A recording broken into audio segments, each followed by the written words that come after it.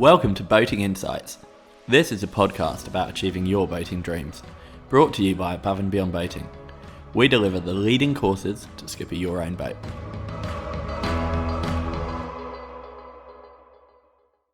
Hi there, I'm Neil Driscoll, and today I'm going to be talking to you about a very happy topic: what to do when things go wrong. I just want to highlight really a process that I've found helpful to go through and try and minimize how serious things can get when something does go wrong. The first is very simple: stop, think, act. I'll just say that again. Stop, think, act. So even if you are looking at something unfolding and you think you just need to guess, every single time you guess about what you're going to do next to try and solve it, you've got a 50% chance of making things worse with a compound error. Now, the reason I've always come to this to get started is in the, call it different things, but let's call it the heat of the moment. Unless you're absolutely certain that you know what you should do next, and if you guess and you get it wrong, that could get quite serious quite quickly. When I'm teaching the sea survival, I often use the term domino effect in terms of, if you have a look at the scenario when something's got really bad and you work your way backwards, often it was just something quite simple where a wrong decision was made or a better decision could have been made that led to a chain of events where you end up with something quite serious. So I think a big learning, even if you're in the marina and you get stuck and the boat hasn't responded how you thought she would, if you just stop for a second, you got a much better chance of something kind of going better. I mean, with that marina one, to give you an idea, I would say I've taught more than probably 2,000 people how to park yachts and motorboats in tricky spots by now.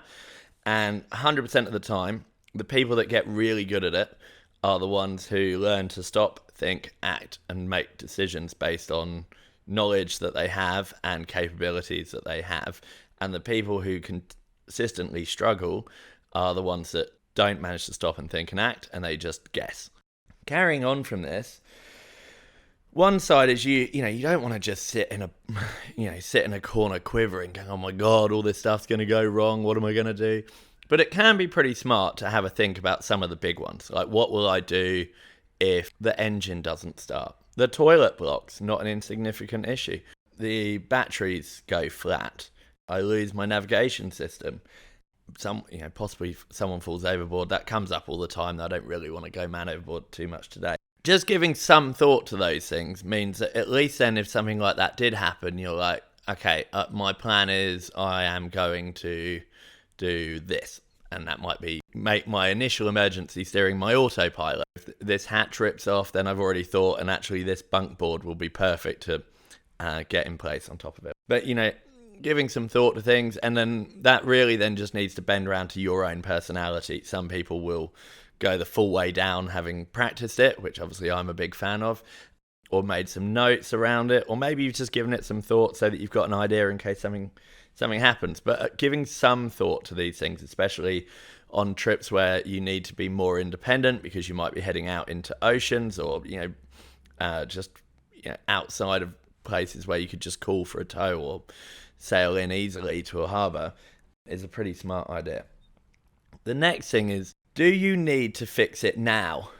So just because something's broken and you know how to fix it and you might have the tools and capability and parts to fix it, often right that very minute is not the appropriate time to go and try and fix it. And, that stuff is likely to be the beginning of the domino effect. That's how you find yourself on the leeward guardrail, tightening up a gate without being harnessed on, and you just fall overboard, or really simple stuff. And so just think about it for a minute. Like, do we need to do this now? Is it safe? Is it appropriate? Is it going to create other issues? Now, the next part of this is, what are the next stage issues to think about? A good one here is, for example, the engine doesn't start. So then it's like power management or the radio. How long could we still call for help? How long can we get food? Have we got navigation systems? But if something goes wrong as part of your stop, think, act, it's just important to try and take some time to think through what the next stage ramifications might be. As boats get bigger, more complicated, then it's likely that the next stage ramifications are more significant. If you've got a fairly simple boat, then you generally have fairly simple problems.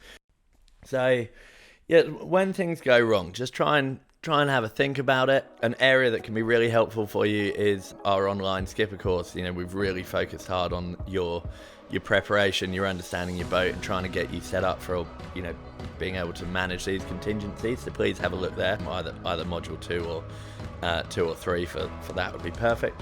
And keep in touch if we can help. Thanks very much. Bye.